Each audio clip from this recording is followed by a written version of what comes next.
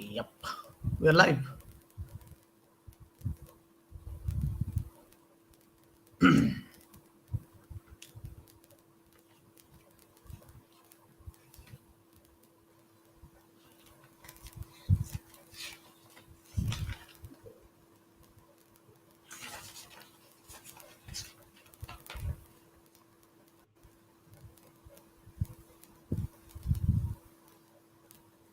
What time is it there, Patrick? Right now I got 14:31. 2:30 in the afternoon.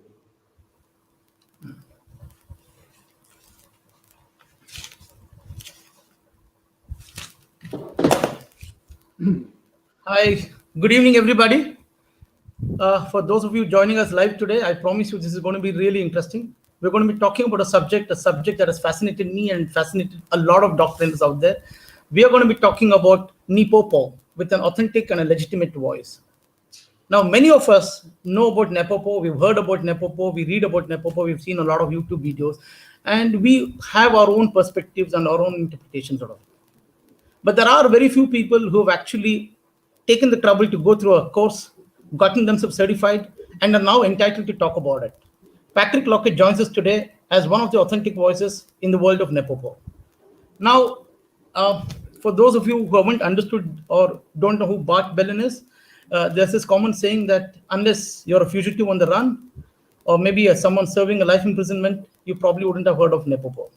But you know what the good news is that if you have access to Facebook, please feel free to join in. All right. So before we go forward with the NePoPo, we must first acknowledge NePoPo is a registered trademark of Bart and Michael Bellon. The only course that, I say this to everybody that money can buy you gold, but money can't buy your gold certification in NePoPo. You got to go through the, so you got to go through the grind. You got to go through a 5-day of intensive theoretical classes, a full day theoretical classes with no dogs. And if you make the cut, achieve a certain percentage of a cutoff mark, and then you're invited to do the gold school. And once you certify to the gold school, you're then on board to teach NePoPo. But if you want to be certified as a NePoPo instructor, you got to go all the way back to Michael and Bart Bellon at one of the several schools, which routinely they have it all over the year around. When we, Patrick, I've been looking at a lot of NePoPo dogs which have gone through the NePoPo training, and they all have a very identical characteristics. The ignition, the fire, the passion, the desire to do a behavior. I mean, this is very characteristic of a NePoPo dog. And this doesn't come easy. You can't watch a YouTube and kind of learn it. I mean, you have to, this is a philosophy which requires you to kind of challenge your old age notions of dog training and explore deeper perspectives in dog psychology. This is one of those theories that has received such wide attention. It's also received its fair share of its criticism. We're going to try and talk a little bit about all that. If we have the time, we do have possibility of the time. I'd like this conversation to be more about introduction of NePoPo. We have a lot of people in India who are interested in the NePoPo art. So the critics can take a back seat. We are all here to learn. And I just want to say something before I officially bring you in, Patrick. I'm a practicing lawyer. So I'm familiar with the copyright, trademarks, the whole trademark stuff. So when I was told about NePoPo for the very first time, that it's a trademarked method of learning, I was surprised.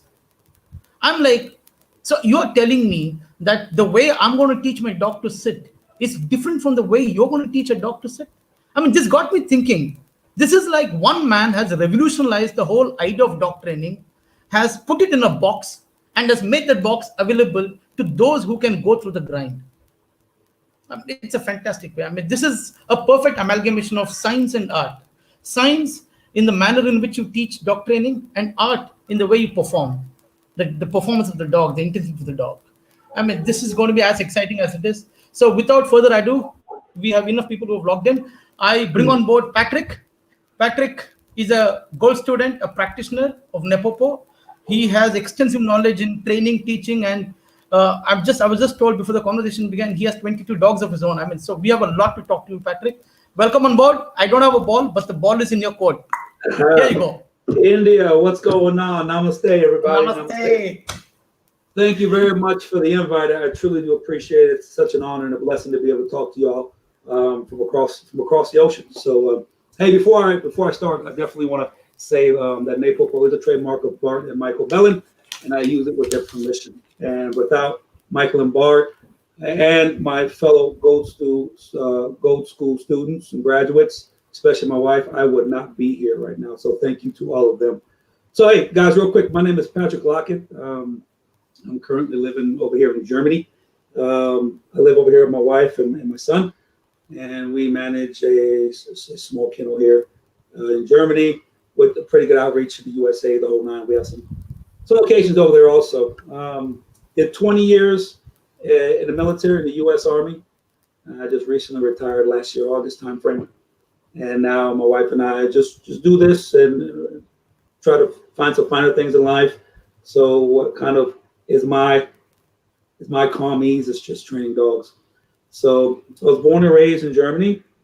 My mom is German, and my wife and I decided to go ahead and stay over here in Germany and retire over here. I've been involved in the dog sports since I was 4 or 5 years old. My grandfather started this back in the late 60s, and I was born in 81. So I've been brought up around dogs. I've been bred for this. So I've been in the German system of dog training for probably about 20 years before it came to a point to where I said, hey, there's got to be something more to this. Like, I've mastered everything at the current level that I'm at. I'm not coming any further. My dogs are not getting any better. It doesn't feel right. It doesn't seem right. And usually when it doesn't feel right, it isn't right. And then somebody said, hey, go find the best dog trainer in the world. And I did that. I found Bart, Michael. And at that time, this is about 2.5 years ago, at that time they had stopped doing seminars, and the only thing that was available was the NePoPo school. So that's how I started. I took the school over in Holland, silver and gold in Holland. And ever since then, I've been purely loyal to the NePoPo system. And I'll tell you guys, hey, it's not just a system, it's a lifestyle. You can't do this 5 minutes out of the day. You can't do it when you want to. You can't do it because you're ticked off at your dog or you're happy with your dog. This is a whole lifestyle. You have to turn your entire training method around. So that's a quick intro on me. Any questions, let me know. Hopefully that kind of explained it. Yeah, so obviously the first question is going to be, what is NePoPo? And why does a negative precede the positive? I mean, this is like... Okay, well, I'm going to tell you in my own words. You know, Bart and Michael may have a school book definition and a whole different view of it. If you ask a different NePoPo student, they may give you a different view of it. NePoPo, in my opinion, is a communication tool. It's a system that allows you to communicate with your dog. It's a system that prepares your dog not only to do well, because we're all good at that, right? Anybody can go to a pet store and buy a dog and prepare the dog to do only well. And then what happens when the dog doesn't do well? Most of the time he gets a negative and the dog doesn't perform anymore. The dog is not set up for that. So in our system, we prepare our dogs not to do well. Meaning, and this is kind of directly what Bart says, meaning when our dogs start to do bullshit, they get a little bit of negative reinforcer, and then they fly into the handler's desired behavior with heart and soul. So that is my definition of NePoPo, and to bring that back, it's a communication system between you and your dog, because most of the time, the dog doesn't know what you want from them. You think they know, but I'm telling you, they don't. And in our system, NePoPo, we know when our dogs know, we know when they don't, because of the communication system. Okay, so that's thank you for that. That's a very brief introduction. We obviously have a lot of questions to talk about that, but I was given to understand there is an old NePoPo and a new NePoPo. Yes. So so what are the differences? All right. So in my opinion, The old NePoPo was more that we showed the dog, right? We kind of, lured the dog into the desired behavior or use some negative reinforcers to get the dog into the desired behavior. And then once the dog was in the desired behavior, you mark it, right? And a lot of people nowadays have 50 different marking systems. We use a few different marking systems, but we try to stay the same so the dog understands exactly what we want with the marking system. I think that the old NePoPo was okay for hard dogs because we'd use a lot of negative reinforcement. The new NePoPo, and I think it was fantastic that Bart and Michael kind of, built on their own system and created a new version. We let the dog find its behavior by itself. We work a little bit more on spontaneous behavior. And through the spontaneous behavior, the dog gets a lot of ignition. And the ignition comes because the marking is correct and the dog knows exactly what we want through its own behavior. So let me give you an example, right? You want a dog to pick up let's say IGP, right? Or IPO, whatever you want to call it. You want a dog to pick up a dumbbell. We all know the old school training methods, right? And this is not even NePoPo. We're just talking about old school training methods, right? You know how to make a dog pick up a dumbbell. We do a lot of negative pressure. The dog, does it, negative pressure stops. The new NePoPo, we basically will sit there and shape the dog to the desired behavior. And in this case, the desired behavior is the dog to bring the dumbbell. So it doesn't matter if it takes 2 or 3 weeks. The problem is you got to have patience. Not the problem, but the problem is a lot of people don't have patience. Once that dog opens that mouth and puts that mouth on that dumbbell, that reward is going to be so high that the dog is going to want to repeat that behavior the next day or the next time. Because a dog only does for one reason. And if you think your dog is doing to make you happy, I personally think you're totally wrong. The only reason your dog does is to better its own situation. The dog don't care if you're happy or not. I'm telling you right now, it doesn't care, right? The dog is saying, how do I better my own situation? In our system, which is, I could say, food-based, the dog eats during training. So the betterment of the dog situation is to get the food. In order to get the food, you must do what I want you to do. Hey, but in the new NePoPo, I'm not going to tell you, guy. That is the sexy part. The dog figures it out by itself. The dog flies with desire to the behavior. And then that reward is so high that the dog is crazy. And that builds dopamine and ignition. Okay, so you say that you allow the dog to learn, and even if it takes about 2 to 3 weeks. So you basically free shape a dog. Okay. Yes. Okay, if that is what you said, okay. If that's what you said, here's a trick question for you.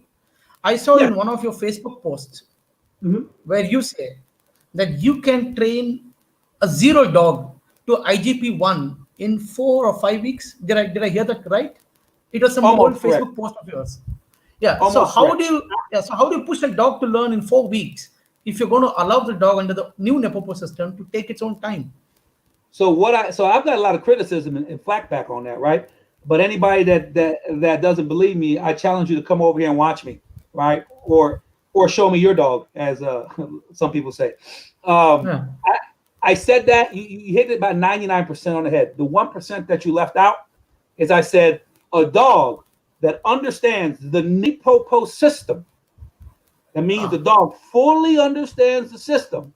I can teach. I didn't say 4. I said 3. In 3 weeks.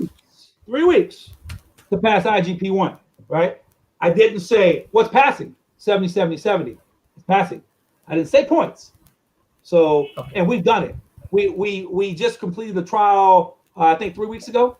And I think we had the dogs for a total of about 60 days. It took the dogs about 40 days to totally understand what we wanted. And then we started working for the trial. And then we passed with decent scores. Okay. So under the NePoPo, when you say you building behaviors, what does it mean? Building behaviors, in my opinion, means making the dog want to do. A dog is going to show you a behavior whether you like it or not. But I think to build the behavior, why do we build? So I build so I can get the behavior again. I'm a firm believer. If a dog shows me a behavior one time and I catch it and I mark it, I got it. That means I got it. I can go right back to it. So building a behavior, in my opinion, means strengthening that end state behavior and making the dog want to go crazy for it. I build behaviors I want, I extinguish behaviors I don't. And therefore, I get a well-rounded dog. I don't talk in the gray to my dogs. I talk in the black or the white. It's either I want it or I don't. Too many dog trainers, and for you folks listening out there right now, I guarantee you 99.9% of you dog trainers, no matter if you're from Germany, India, or I don't care where you come from, you're talking in the gray. One day you'll mark the behavior, the next day you won't. One day you'll punish the behavior, the next day you won't. One day you'll negatively reinforce the behavior, the next day you won't. There's no clear, precise communication. So the dog looks at you like, hey guy or hey gal, what do you want? So building the behavior, I build to strengthen it and to give me the advantage through my dog gaining its own advantage. Okay. One of the most fundamental things in NePoPo is existential feeding and training. Yeah. Yep. So do you want to talk about it? Yeah. So we believe that food is existential. What does that mean? It means a dog has to eat to survive. So we train with food. A lot of people train with food, right? But a lot of people train with goodies. You know, in Germany they say goodies or snacks or hot dogs. We don't do that, or at least I don't do that. When I say we, I say I, right? I can only speak for myself or my team. We don't do that. We feed our dogs daily rations in training. That basically means if the dog does well, he gets his daily rations. He gets his, as we say, jackpot. That's just like you're a lawyer. If you do well, you get paid a lot of money because you move up in firms. If you're not a good lawyer, if you lose every case, you're probably going to be working, you know, at the least paid law firm in India. The dog does well, he gets paid. If the dog doesn't do well, he doesn't get paid. Now, let's not. There's a lot of rumors out there that we starve our dogs. We don't starve our dogs, guys. That's a bunch of BS. We don't do that. We just make the dog understand that I am your food, right? Your primary reinforcer is me because I have what you primarily need, and that is your food. So that's why we use existential food. Guys, you have a lot of dogs that are hard. And I mean, I've been to 1,000 dog training clubs through Europe, and I've seen some tactics being used to where I cringe my eyes. And if I was a dog, I'd rather be, you know, punished by you taking away my food than some of the tactics I see people doing. And eventually, a dog can shut down anytime. The dog gets too much pressure, the dog's going to shut down. So what do you do now? But a dog really can't shut down if the dog needs to eat. So this is why we believe that the food is the best way to get to a dog, especially to a very stubborn dog. You mentioned dopamine. Dopamine, yes. Dopamine, yeah. So NePoPo is now focused on creating motivation. My question is it not enough that I recall a dog and a dog comes to me? Why must a dog exhibit so much desire and so much intensity in a behavior? The dog must fly. So let me give you an example. On the IGP, so I want to speak a lot of IGP, right? Because that's what I do as a hobby. I do a lot of police work too, doing training dogs for police departments. But my desire is competing in sports. Are you familiar with PSA? We have a lot of PSA participants. Yeah. I don't participate in PSA, but I'm familiar. Okay, so next time you use an example, pick up a PSA example. You strike a very common chord. There are people follow PSA here. A PSA example, you said? Yeah. Okay. So when you want to pick a behavior as an example, pick a PSA behavior. Okay. If it's okay. Let's say in one of the PSAs, and again, I'm not a pro at PSA, so you guys know 1,000 more about PSA than I do, right? So I'm just talking from my hip right now. Let's say on the decoys, I think it's PSA 2, where you have the 5 or 6 decoys running around with throwing cans and whatever they're doing. And the dog's not allowed to bite. Obedience, yeah. Right? It's the obedience. The dog's not allowed to bite. The dog must want the behavior not to bite more than he wants the behavior to bite. So that takes a lot of dopamine in the dog to stay there and look at the handler and understand two things. Either me not biting this decoy that's running around me screaming and hollering, or if I bite this decoy, I'm not going to get my food, or if I bite this decoy, I'm going to get such an adverse stimulation that I'm never going to bite the decoy again. But I do want to go back actually to the example of what you said to hear, right? And we can go back to PSA. The hear on a long hear. Let's say you have your dog in a 100-yard football field and you have him down and you say hear. My dog better run so freaking hard, he's going to hit me in the groin to where my stomach hurts. He must want to fly to me. And that means that he or she knows, and she, because my primary competition dog's a female, my dog Beanie knows if she doesn't come fast, she can call it quits. Bye-bye. Like, we're not even going to play around. You better fly. And when you fly, that reward is going to be so high. I'm going to make nothing but dopamine come out of that behavior, because the chemicals in the brain are going to be so out of whack that she's going to want that again. And in turn, I can give you an example with that. The dog comes here, boom, hits, jackpot, you get all the money. If I put the collar back on the dog and we go back to playing, you know what my dog's going to do? Hey, man, screw your ball. I'm going right back to that place where you put me in a down, and I'm going to run right back at you because I know that's what you wanted before, even though I didn't want it right now. And this is the difference between the NePoPo dogs. Show me another system that can make a dog do that. You can't. I know them all. I know every major system. I know them. But I'm here in Germany, man. I'm not going to start naming systems. You show me any major system that can make a dog fly with heart and soul without you telling them to do so. Hey, I'm going to give you another example, right? And I can go on for days. I had a dog here the other day, and we train only for club members, right? We don't charge money for the guys coming to training. We train for the people in the IGP. A guy, one of my buddies, I'm not going to mention the name, has Doberman. And the Doberman has problems on the 1 meter hurdle of jumping over there. 3 days, we got the dog to jump over, grab the dumbbell, jump back over. Today, we stopped. We put the collar back on and said, end of training.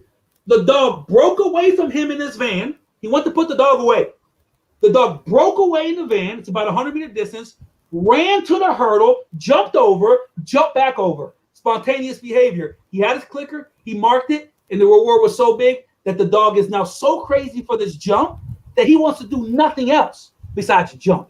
And this is how we get dogs to do. Sorry, I went off topic, guys, but hey, I love it, right? Yeah. It's always interesting to hear you. In fact, I must tell the people that, who are tuning into this audio, this broadcast, the first time, and I believe, Patrick, you remember this. The first time I called Patrick just to compliment him. And guess what he tells me? He says, just hold on, Kashi. I need to pick up my dog poop. And then he says, no matter how big are you in the dog industry, you still have to pick up your dog poop. Yeah. That was, you were so down to earth in that approach of yours. And I realized then and right there that, we could connect. And I was very happy that you accepted the invitation to come on board. And, there are people watching you. So I'm going to start taking up a few questions here. Sure. I wanted this discussion to go in a logical format, but there are very good questions coming in. So, yeah. So I'm going to look at this and. Hey, just to give you a heads up, if I'm looking around, I got my window open in the office and a whole bunch of bees. So if I scream, it's like I got stung by a bee. But I'm not going to come off. I'm going to still keep talking. So let's go. Okay. All right. Dopamine. Okay. So this is Chandrasekhar. He's our current back-to-back winner in PSA competition. So he has a question for you. Yeah. Is it true in IGP? No tools should be used to train a dog. If some authority comes to know about it, the dogs aren't allowed to compete. Question related to rules and regulations. Whoever told you that needs to quit dog sports, right? That's totally wrong. So depending on what country you are in, some tools are illegal. Guys, everything you use is a tool, right? Let's just not, because I think he's talking about an e-collar. E-collars are illegal in many countries. They're illegal here in Germany. We can sell them. I promote them. Look, Chameleon. Hey guys, if you're not training with Chameleon and use e-collar, you're not training. I promote them, but I don't use e-collar on my dog when I train in the country of Germany. Now, if I go to a country like the Czech where it's legal, we use them, right? But if it's not allowed, we don't use them. Now, tools is anything. Tools can be a slip collar. It could be a normal collar on a dog. It could be a prong collar. It could be a heel stick. It could be whatever. So, sir, to answer your question, that is absolutely incorrect. But if you get caught using an illegal tool, you need to be prepared to face the consequences. Okay. Harshit, in obedience, do you work on a single behavior till it's completed, or do you train for a different behavior in the next session? Very, very, very good question. So this is how I do it. I do individual behaviors. So let's give an example. Let's just say something easy, stand, right? Teach your dog to stand. So my flow is, and I never go away from this flow if I'm successful before my timeline. I train the time in this, meaning I use operant conditioning for 1 week, regardless of what the behavior is. That's free, as you say, free shaping or shaping, whatever you want to call it, right? Operant. The dog is operating by itself. And normally I can catch it in 3 days, right? But I want to stabilize the behavior. So I'm going to stay in that conditioning for a week. My week starts on Monday. That's my training week, starts on Monday. The next week, I will classically condition it. Basically meaning, now I named the behavior. Takes me a week and I got it. That next week, I will add conflict. The third week, I will add conflict. What type of conflict will I add? I will add, for instance, sit, stand, down, sit, stand. And now, because I know the dog knows, now I can use a negative reinforcer. A negative reinforcer, a sling, stand, or a tactile command. Stand. So to answer your question, I do every single behavior or command for my dog independently until they know. Once they know, in week number 3, I combine. And I'll make my money, gosh, I'll make my money when I say money, my success with my dog most of the time after training. Because after training, the collar comes on. I know you hear me say this. So guys, when my dog wears a flat collar. When the flat collar is on, the dog is free. The dog can play around. We can have a great time. We can roll around on the ground. There's no corrections. He's free. Once that collar comes off, it's training time. So when I put my collar back on, the primary reinforcer is most likely going to be a bite from me, right, from a bite pillow or arm, or a ball, which my dog is crazy for it.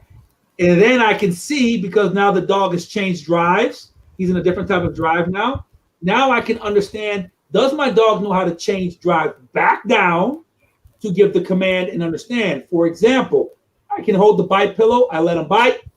Bam, a dog bite, tell him to out. Now I want drive change. Now I say, Platz, sit. And remember, what was my goal? Stand. Steh. Or stand. Dog stands, bam, bite. The dogs will go crazy, man. The dogs will think. How many guys, no matter what sport you do, that's a bite sport, majority of your dogs are trained in drive. Man, if I see you training to drive, I'm gonna look at you, I'm gonna shake my head. You're not a professional. Like, you're just not, in my opinion. They come out with these whips and bang, bang, bang, total aggression, defense. Any dog can do that. A poodle can do that. I can whip with the whip on the ground until a poodle bites. That's not, in my opinion, that's not dog training. Does the dog understand that you want the dog to bite, and why do you want the dog to bite? So we do it a lot different. We are almost like, it's so technical. So hopefully that answers your question. That was very interesting. Chandrasekhar has another question. Is there a sequence of command or behaviors which dogs have to learn under the NePoPo system, let's say for any sport in particular? No. Very, very good question. No. Guys, we have a diverse community of NePoPo Gold grads. I almost call it like a fraternity because we're all very close, even if we don't know each other personally. We have people that do dog sports. We have people who do service dogs, who do pet dogs. We're dog trainers, and a dog trainer should be able to train any dog. There's no such thing as a sport dog trainer, a police dog trainer, a pet dog trainer, a service dog trainer. Either you're a dog trainer or you're not. That's it. I should be able to give you any dog. You should be able to train it. So with that being said, sir, the gentleman that asked the question, the answer is no, because different styles of or businesses that train their dogs for different reasons have different types of wants and needs. Therefore, the commands can be mixed up. Me personally, I never do it. I gauge the dog, and I can say, okay, the dog is ready for X, Y, or Z, and then I try it. Usually, 99.9% of the time, my dog will tell me through a spontaneous behavior. For instance, jumping over the A-frame. He just does it. I mark it, and I say, aha, he's ready for that. Now I stop what I'm doing, pending that I'm not in a conditioning phase, and that's my next one to do, because the dog showed me, new NePoPo, dog does by itself, right? Showed me he's ready for that. And this is why we got, man, I tell you, hopefully you get to come over here one day, man. Our dogs are like freaking, like just crazy. They just want to work. They live to work. Okay, so we've got two set of questions. I'm going to merge them together. Meera Thosar has a question, but there's also a prelude to that. That is, I'm going to just put it on the screen. What is dopamine? When does it occur in a dog training, and how do you capitalize on that? And the follow-up question on that is, just read this question. Is there any negative effect of excessive dopamine induced in the body where the dog gets into a very frenzy state? You want me to? Okay, I'm going to answer the first question first. Leave that one on the screen if you can, Green Room, because that's a little bit more tricky question. Dopamine, the dog gets the most dope. So Sapolsky, right? The Sapolsky theory of dopamine jackpot. He explains it very well. And you probably hear 100 NePoPo Gold graduates bring up the whole monkey light reward thing. So I'm going to say it in my own words. I don't want to bore you with that. Exactly. So our marker, my marker, is the click. Click means, doesn't mean food. Click means that's the behavior that I want. Food is coming. It's coming. It may come now. It may come in 30 seconds. It's coming. So I think the dogs reach the maximum dopamine level when it's click, and no food comes. Because now they're so wired for the food, there's no food coming. Bah! I got to go back and I got to do it again. And this is when you get them jumping on the clack. Boom! They jump on the clack, right? And that's when the dog gets the most dopamine. It's when he doesn't reach his end state to better his behavior, which is food in that instance. Another example is how many guys go out there and play with a ball. They make the dog miss. Negative. Miss. And then the dog, you put it away, and the dog's like, I want the ball. That's when the dopamine, in my opinion, is the highest. Okay, so the question was, is there any negative effect of excessive dopamine induced in a body where the dog gets into a frenzy state? I think what she's asking, and that's a very smart question, and probably smarter than my education level in school, but I'm just joking.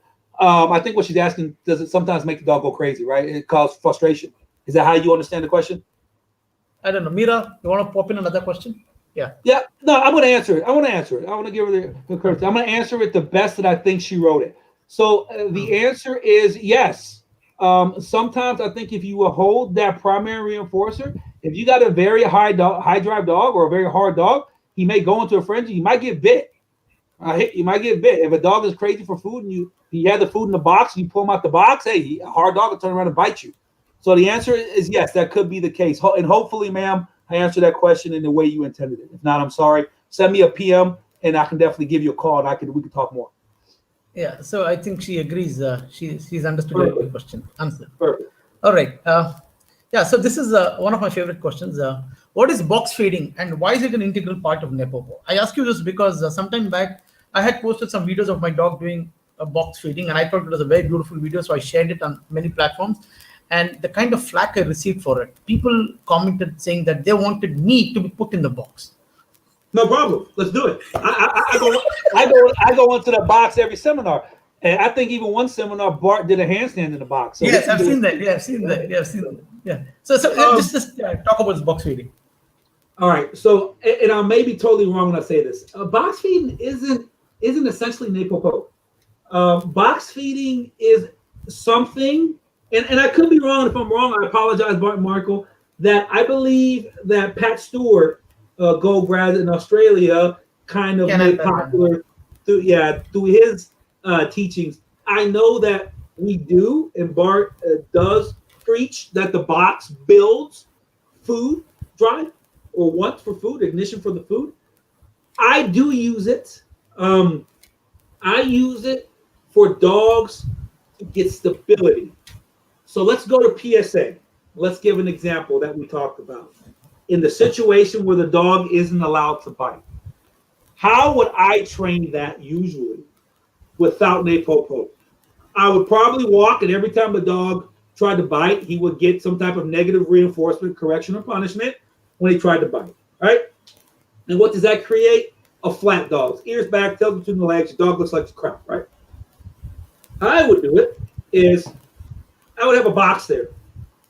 And we train our dogs to, if you place your head in the box, here's the ground of the box, here's the nose of the dog, and your nose is on the ground, something positive is going to come. Not necessarily food in the box. It could be food in the box. It could be click, click, release to me, you get food. It could be release, get a ball. So how I would train that using the box, which would be a phenomenal tool for that, would be when my dog's head's in the box, I would reinforce them with food. But everybody knows if a decoy is running around shaking clatter sticks, the primary reward is probably no longer going to be your food. What's the primary reward going to be? It's going to be the bite. So I'm going to reinforce that with the secondary reinforcer of food.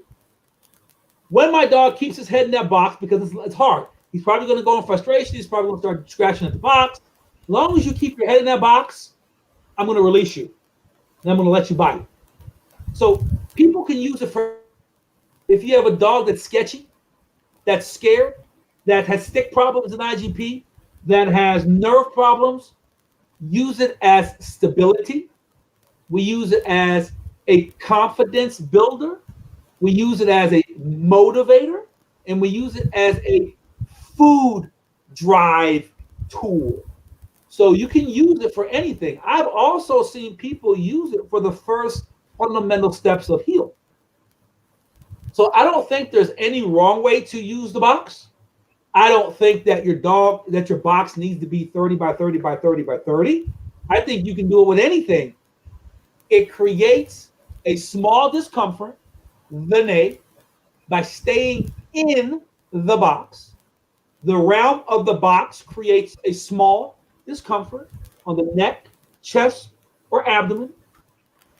And if you hold through that negative feeling, your positive is going to come. And then your second positive will come. Hopefully I answered that question correctly. Fantastic. So does a dog in the NePoPo system, does he work for himself or the trainer? Because a dog works to better his own situation. To answer your question, to better his own situation. The dog he's nothing to do with who you are. Because I've got a crazy follow-up question to this. Yeah. My dogs work to better their situation, right? They work to avoid the negative reinforcer, and they work to gain the positive and the other positive. They want to fight through the negative reinforcer to get the positive and positive. I'm going to tell you right now, the dog works for himself, because I can hand my dog over to you, and if you're proficient in the system, you can handle my dog, because my dog understands the language. Nay, po, po. It's a language.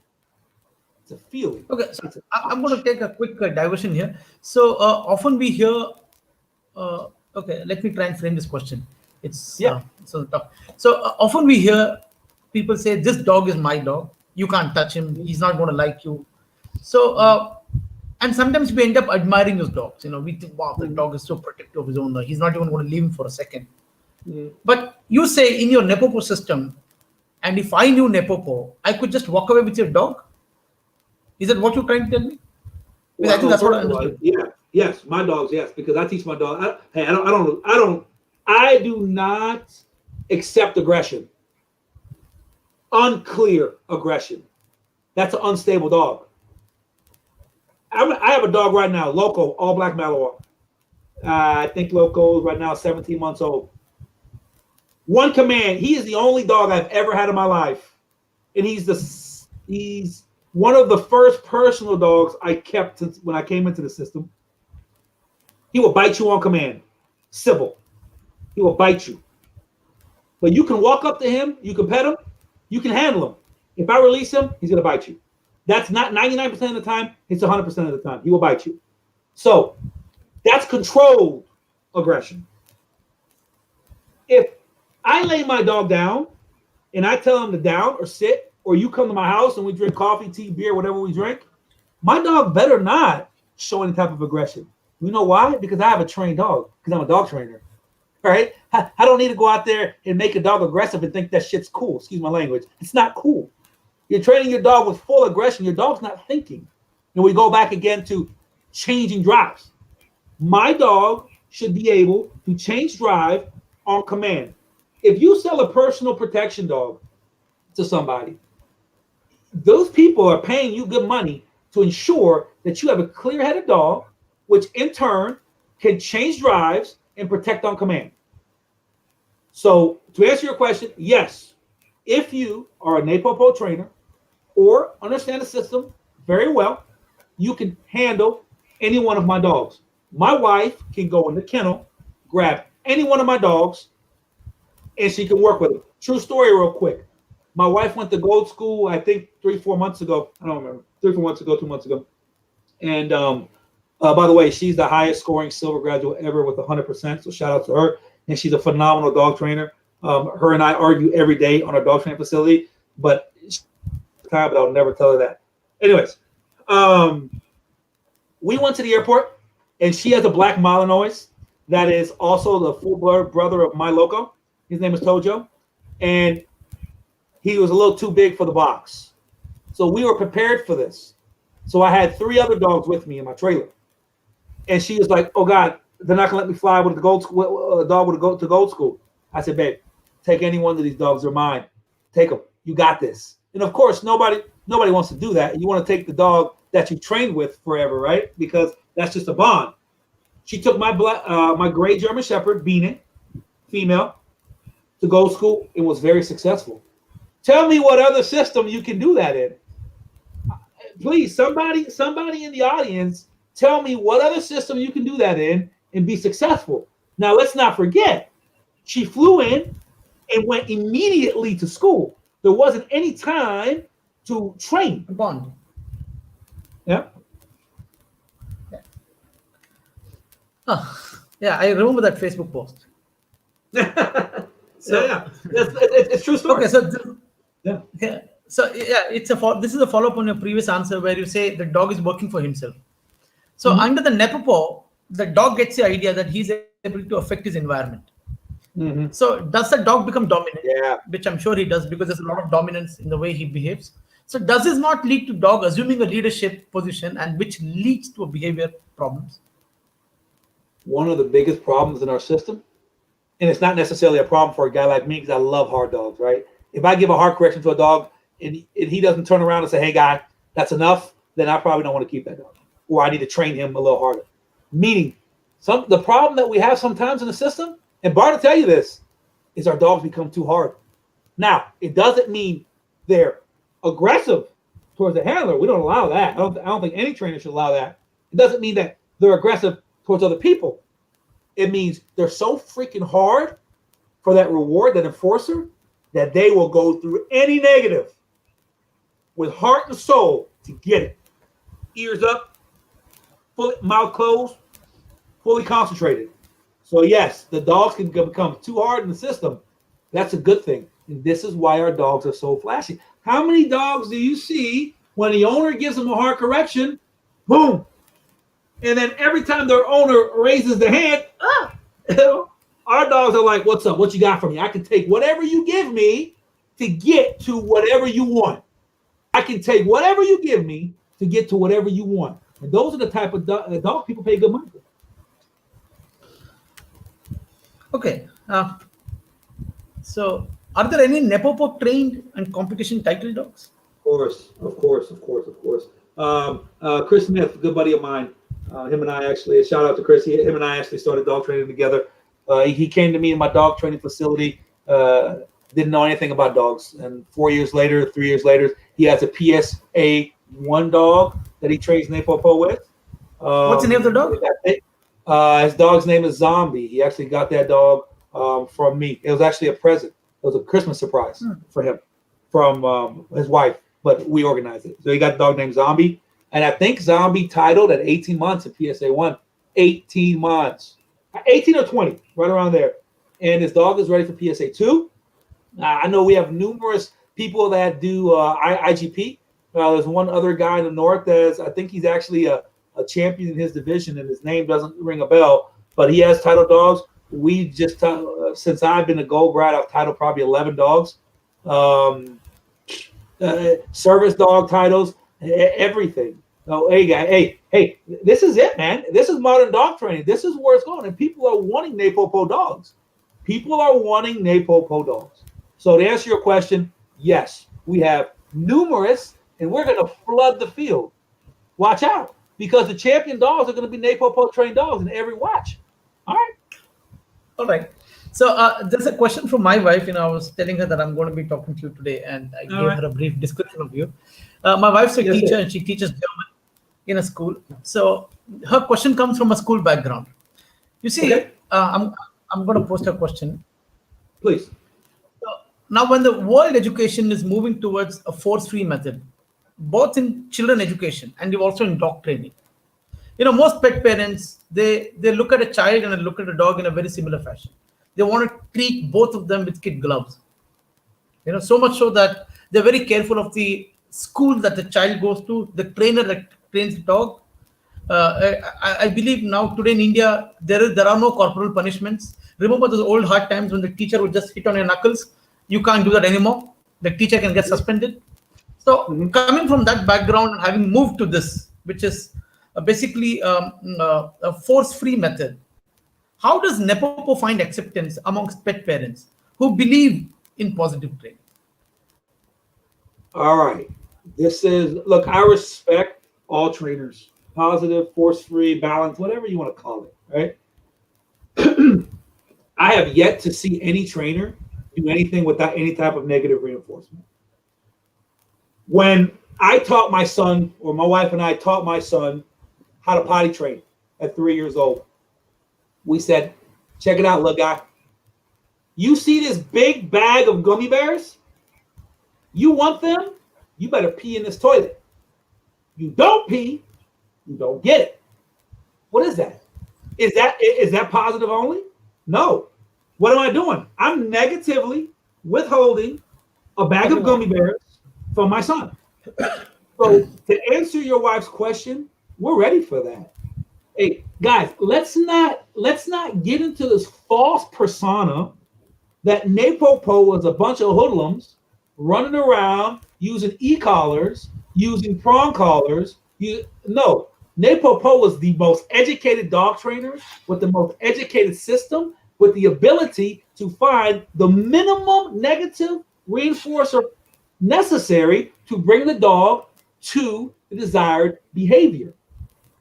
So, in turn, we are professionals in our craft at making the dog find new NePoPo, his behavior, by doing it himself. So, ma'am, we're ready for that. Look, I don't need any type of correction tool. I'll just withhold the food. And there again, positive only trainers withhold food. And if you say you don't, you're lying, right? You're lying. And that is no longer positive only training. And in your term, case is missed. Okay, Harshit, can NePoPo make a dog bite like Pro, who is very high food driven but not prey driven? Yeah. I went to a fantastic seminar in Poland with two good friends of mine, Piotr and Hans, who in my opinion are some of the top level dog NePoPo trainers in the world.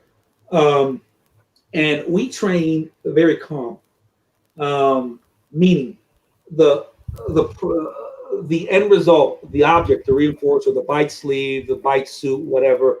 We're big in active dog, reactive handler. So with that being said, we don't need to go into prey drive to make the dog bite, because we teach the dog through the unforced, force fetch. We operantly and we classically condition that. And then the dog understands he must bite and hold. So we can just, let's say your command is pak or whatever you want to say, bite. We say bite, the dog understands, okay, boom, I must hold. Well, we're pros in, and what Hans did a fantastic job at the seminar, which I learned a lot from, and I'm a bite expert. I love bite work is my style, right? I can teach any dog stable grip. It's an IGP thing. We must have stable grip. Is we teach the dog through biting. You can see here, biting. If that starts, we don't mark it. We give a little bit negative reinforcement, maybe with a sling or the leash. And when it stops, we mark it. You got to catch it. You got to catch that behavior. Hopefully, they answer this question. So yeah, so we don't need prey. Hey, I don't like a prey monster. A prey monster. If there's, I don't know how many people are watching. If there's 1,000 people watching, out of 1,000 people, 995 are prey monsters. You walk onto a dog field and you don't do anything, the dog's gonna stand there. He's gonna stand there. He's gonna wait for an activator. What's the activator gonna be? The whip, or the decoy is gonna throw the sleeve. And then we go into we look like. Then we go to. We start running around, and then the dog barks. Stop. We stop. And then the dog. No. Let me tell you something. If I walk up to my dog, and he knows it's time to work, I'm gonna stand there. Once he starts, woo, woo, woo, he activates. I'm gonna slowly and calmly go to him, give him the bite, and I'm gonna start working. Because I don't need prey to make my dog do. My dog does because my dog understands. Why? Because we speak the same language. So, you prefer an active dog over a reactive dog? No, 100%. There's no. If a dog comes to me reactive, I will make him active. We bleed active dogs. Like NePoPo is active dog, reactive handler. How many times have you stood there and you want your dog to do something new, and I'm the dog and here's the handler, and the dog will let it, hey daddy, what do you want me to do? And then what do you gotta do? Now we got a lure with food. Hey buddy, this is what I want you to do. And then the dog says, oh, I don't understand. And now the next day you say, hey, I showed you yesterday, negative reinforcement. Oh, slow down, guy. I do not understand what you, I don't understand what you want. And then you get the scary dog. Yeah, thank you. Any books and materials can you recommend to people who are interested in attending Silver School? The Talent Code is a very good book. I can put the link to the talent. Alicia, can you put the link to the talent code in there? The Talent Code is a very good book. Yeah, exactly. Yeah. It's a required reading for the Silver School. I would tell you, I think it'd be great if Bart and Michael decided to write a book. It would be fantastic. But as of right now, to my understanding, I don't know. I don't think there's any NePoPo books out there. Okay. How do you see verbal communication between trainers and dog? in which the trainer just keeps chanting, super good, super good. Ooh, is it marking everything the dog does? I think, he's talking of cheerleading. Yeah, I think this guy must have trained in Germany somewhere. He saw it. I think Bart called it chiki chiki chaka, right?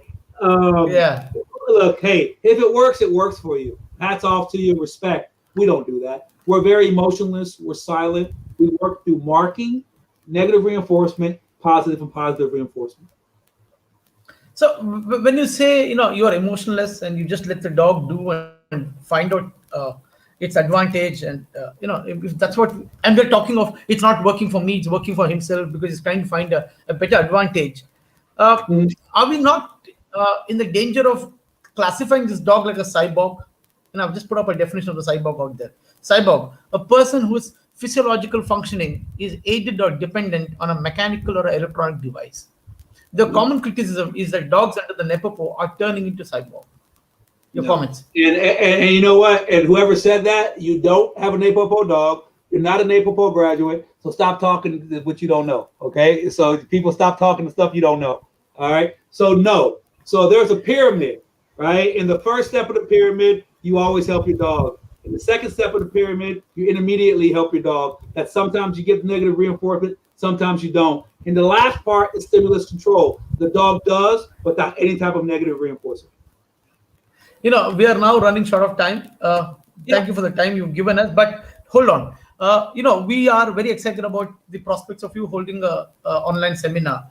So for people who have tuned in, and there are people who've also personally who called me up to find out, can you kind of give a sneak preview as to what syllabus are you going to be covering and what's this NePoPo all going to be all about? Yes, sir. So the end state, Kash, between you and I, is to get me over there once this Corona stuff calms down and do a hands-on. I'm a military guy. I'm hands-on. I can teach you hands-on, but I can also teach you over the web. So for the online seminar, I'm going to give you the basics in theory, okay? The basics in theory, I'm going to go into more in-depth theory of it. I will do some hands-on with some of my dogs and some of my team's dogs. There's only so much I can do with the hands-on. But I will tell you right now, I'm going to blow your mind. I'm going to make you think. I'm going to make you work. I'm going to give you homework. We're going to create a group. I'm going to criticize. I'm going to say this is wrong. This is right. This is great. This is not great. I'm going to teach you the introduction level to our system. And then when I come over there, if I come over there, we're going to get sexy, right? And then I'm really going to teach you some sexy stuff. And then you're going to say, man, I need to get to a school. And then I'm going to, of course, put you in contact with Michael and Bart. We're going to get you to school. And then 6 months later, you're going to be a Gold graduate and you'll be teaching yourself. India, guys, you need to get some good folks down to the school. You need to do train the trainer, send 5 or 6 folks, get some Gold trainers. Gosh, you, man, get some Gold trainers down there and jump on board because it's a revolution. We're going to take over the dog training industry. Either you're on the train or you're off. It's up to you. No, I love the energy that you bring. I mean, I can feel it. I mean, I can't, but thank you, Patrick. This is a wonderful time. And thank you for the time that you've given us. You have 22 dogs in your home. And so that does take up a lot of your time. But like I said, again, India is very new to NePoPo. There are many people who are interested in NePoPo. It's because the knowledge is so new and it's so raw. There are different perspectives. There are certain holdbacks, but people are willing to learn. And PSA is now one of the biggest growing sport in India. Everybody is now trying to match their dogs up to PSA level. So at some point of time, when we do get you over to India, it will be a fantastic time for all of us. In the meanwhile, I want to thank you for the time. And at some point of time, we'll probably bring in Alicia, who scored 100 out of 100 in NePoPo. So that's a great thing. Thank you. Signing off. Guys, India, thank you so very much, guys, gals. Stay safe over there, and I hope to see you guys soon. Dogspot Inc., thank you for having me on, guys. Take care. All right. Bye-bye. Bye. All right, later, guys, out here.